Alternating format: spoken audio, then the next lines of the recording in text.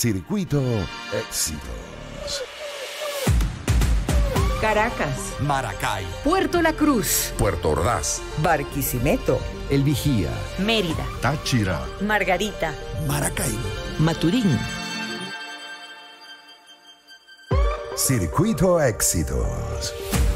Encontremos más motivos para compartir.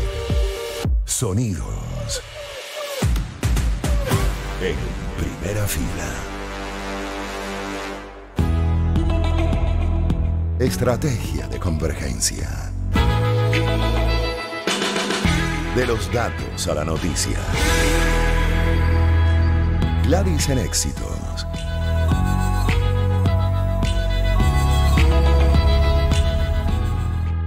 Permítame que ponga en contexto, ya vamos a incorporar a Ricardo Cusano, quien fue presidente de Fede Cámara y es miembro del Foro Cívico, para con él hacer análisis y revisar un poco, actualizar el panorama político-económico, que al que la población le lleva, por supuesto, el pulso, ¿no? En su vida diaria, obviamente, y este tipo de anuncios molestan por razones también obvias.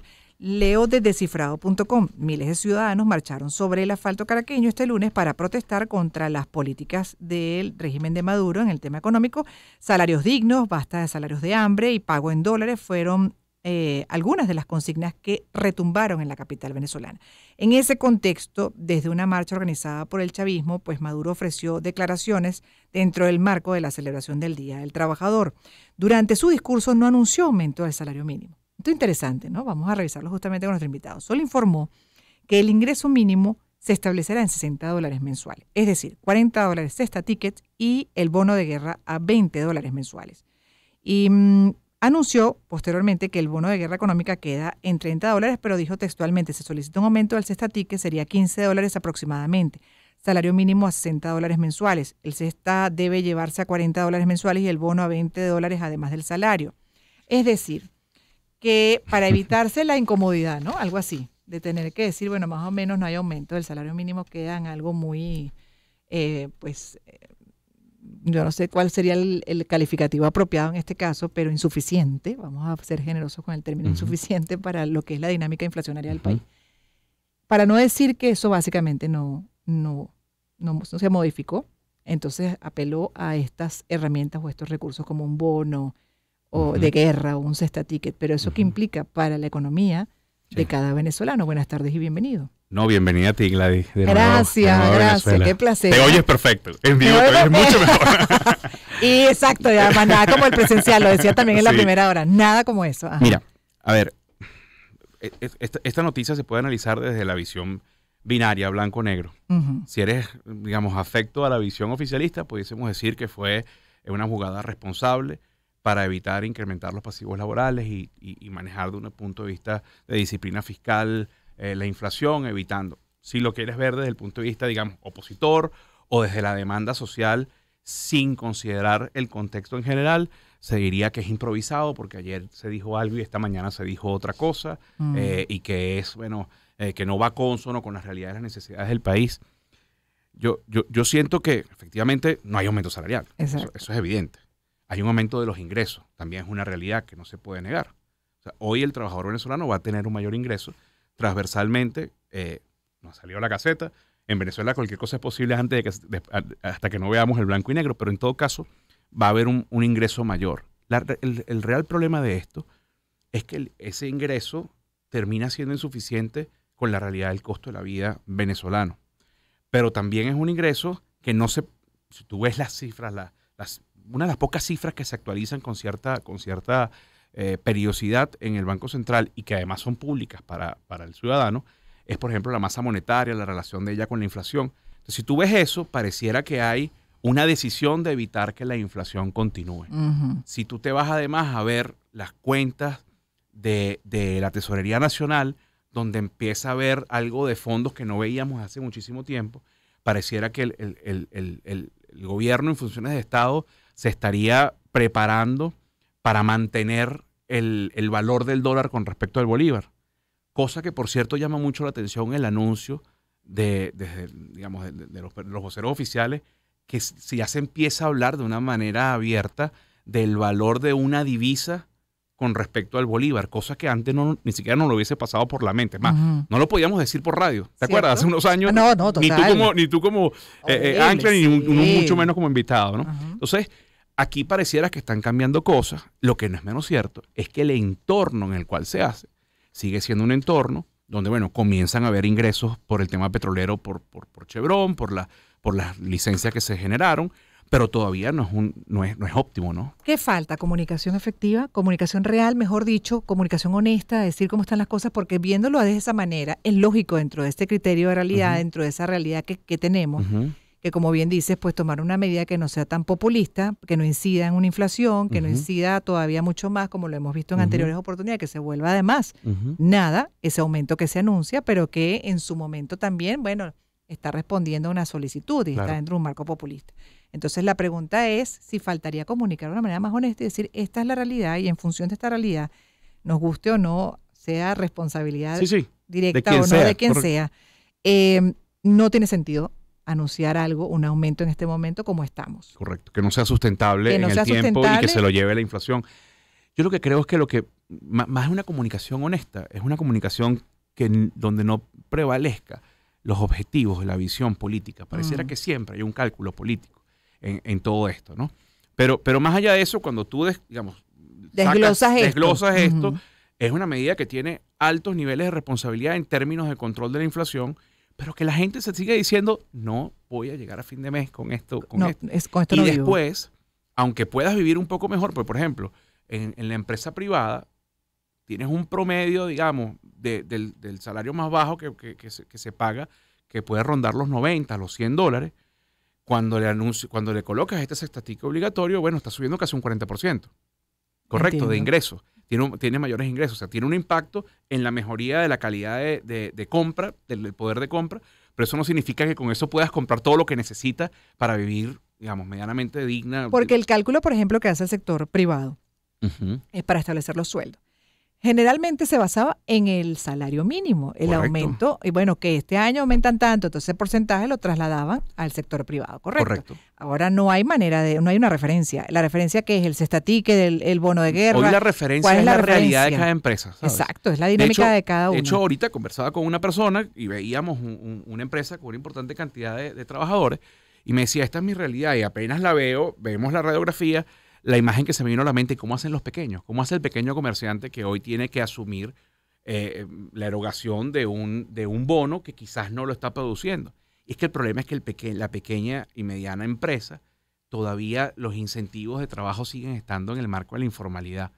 Y ahí quien padece, así como padece en la radiografía general el trabajador, la seguridad social de mediano y largo plazo.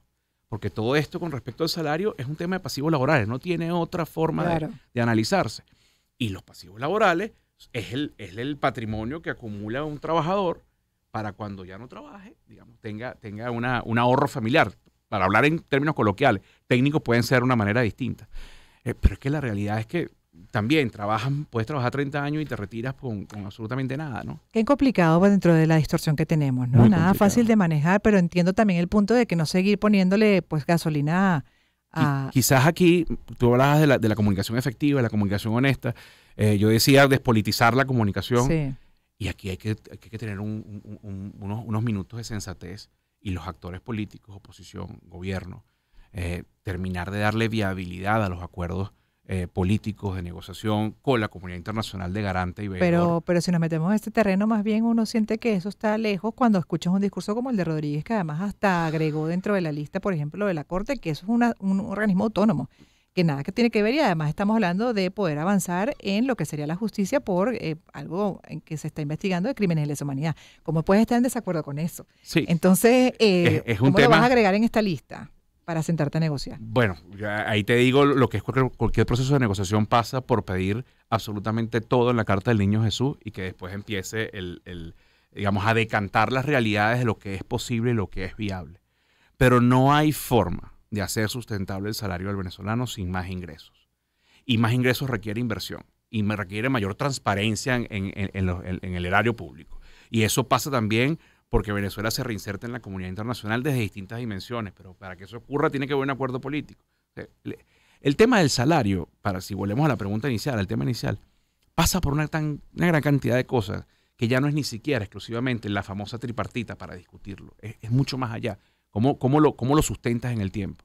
Claro, con lo que tenemos ahorita como economía, país. Como país, que es una gran distorsión. De hecho, sí, la verdad es que es muy complicado y por eso me gusta tener una persona como el caso de Ricardo Cusano, a quien escuchan, que fue presidente de Fedecámaras, también tiene esa visión empresarial, para hacer análisis del tema económico, el panorama político y económico, porque van de la mano, y el social también. Pero entonces, en este caso, sobre lo que fue el anuncio, de no anuncio, de sí que pero no, pero de aumento, bueno, del cestaticket y el bono de guerra, es parte... Que además se le pudiera poner otro nombre, ¿no? Menos conflictivo. En eso sí digo, ¿hasta cuándo seguimos con la narrativa y la conceptualización del conflicto? Yo creo que Venezuela requiere... Esa parte de ese el tema político, lo volvemos a lo mismo, la visualización del componente político en el anunciar cualquier cosa y en el explicar. En ese tono, cosa. Así es, en vez de hablarlo con la mayor claridad, honestidad y verdaderamente demostrando empatía y el interés por ese bienestar colectivo. Claro. Ahí la pregunta también, porque entonces es que esta fue una decisión responsable, ¿correcto? Por lo que estás diciendo dentro de lo si lo vemos de la visión macroeconómica, sí. Macroeconómica, sí. Exactamente. Ahora, si lo vemos de la visión de cada uno, por supuesto que es inaceptable. Es insuficiente totalmente. Más que inaceptable, digamos, aceptarla o no, porque al final... No te queda otra. Pero en todo caso, sigue generando brechas desigualdades profundas. Desigualdades, y sigue generando ansiedades y angustias en el trabajador, en la trabajadora que piensa cómo hago para esta noche llevar cena a casa. Para lo esencial. Correcto. Comida, cena, salud, porque después tienes que compensar una gran cantidad de cosas. La realidad del sector salud, para nadie es un secreto lo que ocurre en los hospitales, la realidad del sector educativo, sobre todo en el educativo público. No digo que el privado esté top, pero digamos el público tiene más carencias que el privado. Entonces tú como padre de familia, tú dices, ¿y cómo hago para que mi hijo estudie? Pero ahí también, Ricardo, te pregunto, porque el que está escuchando dirá, más o menos, bueno, todo eso lo tenemos claro, lo vivimos a diario, pero necesitamos, por supuesto, un salario, como decía, en parte de la cocina, digno, que se ajuste a la realidad económica, que nos permita cubrir lo básico, lo esencial para eso, como decía hace unos momentos, se llama vida. En una de las demandas que había, que tú lo comentabas en la marcha de ayer de los trabajadores, hablaban de la dolarización, o sea, ya formal. Lo que pasa es que para dolarizar la economía venezolana, tú nada más tienes que tener este pequeño detallito. Tienes que estar de buena con quien imprime los dólares. Con Estados Unidos. Con Estados Unidos, que es la Reserva Federal. Podemos estar de acuerdo o no en un proceso de dolarización o de fortalecimiento del bolívar o como lo querramos llamar una nueva moneda. Yo, por ejemplo, soy partidario de fortalecer una moneda local con muy buenas relaciones internacionales, pero para eso te falta mucho. Quizás en las circunstancias de hoy tengas que irte a una moneda extranjera, pero no tienes la relación con quien Obvio, estás totalmente desvinculado. Estamos aislados también. Estás desvinculado, no estás en el sistema mundial ni siquiera. Estamos aislados porque nos aislaron políticas públicas erradas durante 2 décadas y porque luego alternativas políticas nos terminaron de aislar buscando, digamos, quizás no democráticas, esa es una realidad, porque para también entonces considerar lo otro tienes que dar garantías. Así es. De algo que además también le da vida a la gente y además le permite programarse, proyectarse, planificar en el tiempo, tener algo de certidumbre, en no vivir en el sobresalto que se está en Venezuela. Hoy estaba en un chat del mundo de turismo, que es donde yo vengo, ¿no? Hay 300 personas, todo el mundo con el tema del salario. Y unos decían que sí es muy costoso, que si la retroactividad de la ley, de las prestaciones. Otros decían que es preferible dolarizar. Cada quien tenía su teoría según su realidad en su empresa, ¿no? Y al final la discusión decía, bueno, no importa si operar en Venezuela es costoso o no es costoso. Lo importante es que tú tengas certidumbre. Que tú sepas en los próximos 5 años, más o menos, que tú no tienes que preocuparte por lo que produjiste hoy para poder el día de mañana, si un trabajador decide irse, poder darle sus prestaciones. Y saber cuánto te va a costar tu operación, así sea costoso. Hay países donde operar, los países nórdicos, tienen una alta taxación impositiva, un alto costo impositivo, taxación, y por otro lado tiene unos altos costos sociales. Pero tú sabes que eso va a ser así durante... No te levantas de la noche a la mañana con un país distinto. ¿Qué es lo que ocurre aquí? Aquí hubo más de 60 aumentos salariales los últimos 20 años, de manera unilateral. Que te subían de la noche a la mañana, te hacían 3 veces más costosa. Pero es que a las 2 semanas, 3 semanas, 5 semanas, la inflación se los comía. Y eso tú dirás, bueno, pero eso favorece al empresario. No, porque el hecho virtuoso del círculo económico de producir, de colocar en un anaquel, de vender, parte por un consumidor con poder de compra. Y el consumidor al final es empresario, trabajador, como lo quieras llamar, emprendedor, asalariado, ponle el nombre que tú quieras. Entonces, es un tema... Es una distorsión general, es un círculo vicioso al final, ¿no? Así es. Y debería ser un círculo virtuoso, donde todo Correcto. salgan fortalecidos y beneficiados. Y ahí la pregunta con relación al salario, porque quien demanda esto también, bueno, es parte de una realidad en la que dinero no hay. Y Así eso lo es. ve también uno en las respuestas, en los discursos, en las palabras, en las reacciones, en las acciones recientes de, por ejemplo, el gobierno. ¿De dónde saldría para aumentar, como se esperaba, y dar un salario digno en dólares de acuerdo a la economía, a la inflación? Tendría que salir de un país que tenga profunda disciplina fiscal, profunda disciplina monetaria en consideración, que tenga ingresos constantes desde primero del diseño de un modelo económico distinto al que tenemos. Porque pudiésemos decir, los teníamos, es que hasta hace 5, 6, 10 años estábamos bien. No, estábamos bien, lo que estábamos era dándole palo a una fiesta petrolera. A la bonanza. A la bonanza petrolera y donde nadie tuvo capacidad de ahorro, empezando por el Estado porque no le interesó ahorrar, ¿correcto? Entonces, lo primero que habría que definir es cuál es el modelo de desarrollo. Por favor, y ahí un inciso, pon el ejemplo de Noruega, lo que sí hizo Noruega a diferencia de Venezuela. Mira, yo ando con un tema en las redes y hice un post precisamente del fondo de ahorro en Noruega. Estos señores que descubrieron el petróleo después que nosotros, pues nosotros lo hicimos mucho tiempo antes, ellos conocían el salmón y el frío y las auroras boreales, decidieron en los años 70, digo, ¿será que con esta bonanza y este poco ingreso ahorramos un poquito? Y un porcentaje definido de los ingresos petroleros los pusieron en un fondo. Que te metes en la página web de ellos, busquen en la página Fondo de Ahorro Social Noruega, y les va a salir una página. Esa página en tiempo real te dice cuánto dinero tienen ahorrado. Para que tengas una... Quizás me voy a apelar en el porcentaje, no recuerdo si era 9 o 7. Tienen inversiones en todas las acciones que se cotizan en las bolsas, de las principales bolsas, los mercados financieros del mundo. Son dueños casi del 9% de todas las acciones si lo hicieras transversal, ¿no? Flat. Tienen edificios, propiedad de ellos, que se los alquilan a gobiernos, a empresas, en las principales ciudades del mundo, París, Londres, Madrid, Buenos Aires. En Venezuela no tienen nada, por cierto, porque si Venezuela generara confianza, también invertirían aquí. Y tienen una metodología que cuando las vacas están flacas, sacan dinero. Sacan dinero del fondo y lo meten para que la economía no se y cuando las vacas están gordas, son austeros, porque necesitan seguir ahorrando.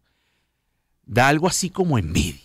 Y no me voy a quedar pasiones, esa envidia sana, ¿no? ¿El salario mínimo ahí cuánto es?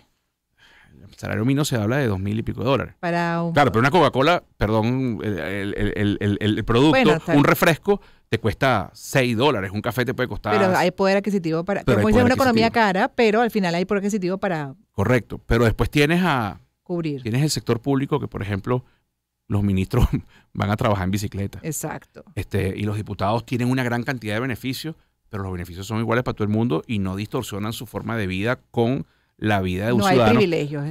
De un profesor, de un señor que preste servicio limpiando las calles. O sea, ahí hay igualdad. Pero igualdad hacia arriba, que es el problema que hemos tenido nosotros, una igualdad hacia la precariedad. Después de la brecha social, hay unos que están mejor que otros. Pero esto era para conversarlo así como lo hemos conversado contigo y en persona, además verte. Y bueno, yo sabía que ya hemos en varias oportunidades revisado este tema, sí. Y sí, a mí también me genera como impotencia, me genera como, sí. Wow, frustración el que no hayamos tenido esa visión, incluso cuando se trabajó el tema del petróleo y no se llegó a desarrollar una política. Ojo, aquí se intentó. Aquí se intentó y la política siempre se lo llevó por el medio.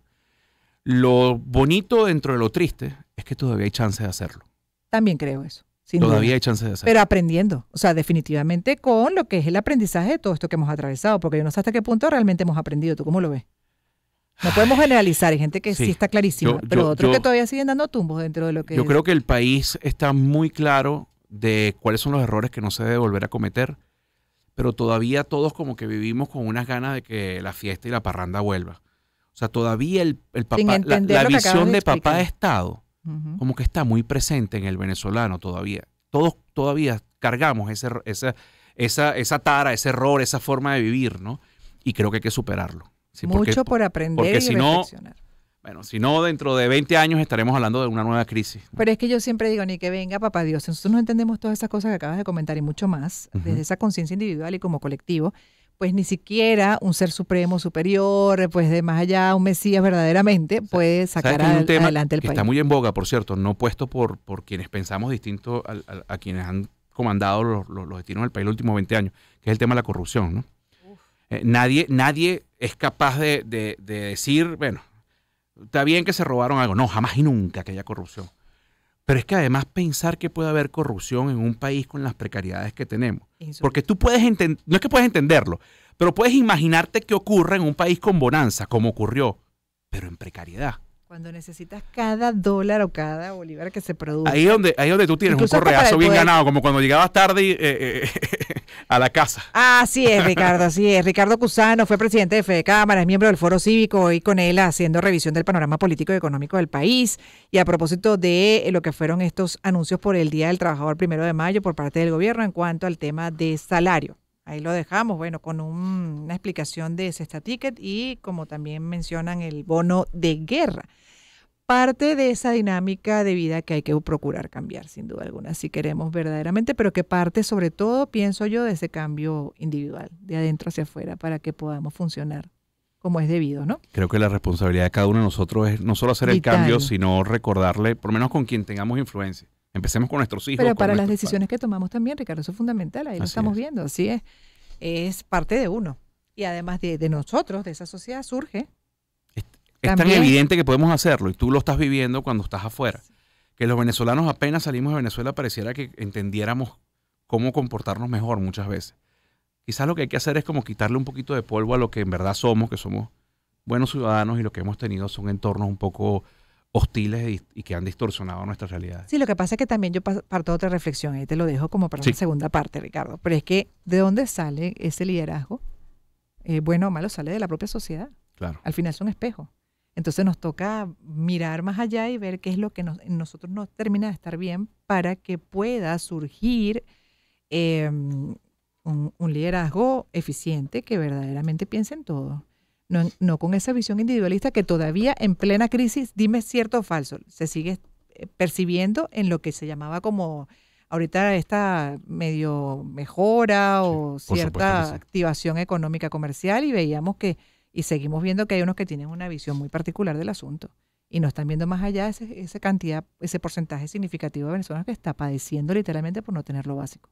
El hecho de que haya mejoría no significa que las realidades cambiaron. Gracias por haber estado con nosotros. Estos fueron reflexiones. Así es. Pero divino, será porque estoy aquí en el estudio y me motiva más porque te veo, claro, uno se conecta más rápido, pero sin duda que esto es necesario además. Es necesario llevarlo a la mesa diaria, además como núcleos, como familias, para entender, bueno, hasta dónde podemos realmente impactar de una manera positiva al país con nuestras acciones diarias, en ese día a día que a veces lo subestimamos, pero que de una u otra forma, pequeñito aunque parezca, incide, para bien o para mal. Gracias una vez más, son las 4:52, pasadísima de tiempo, voy a hacer publicidad.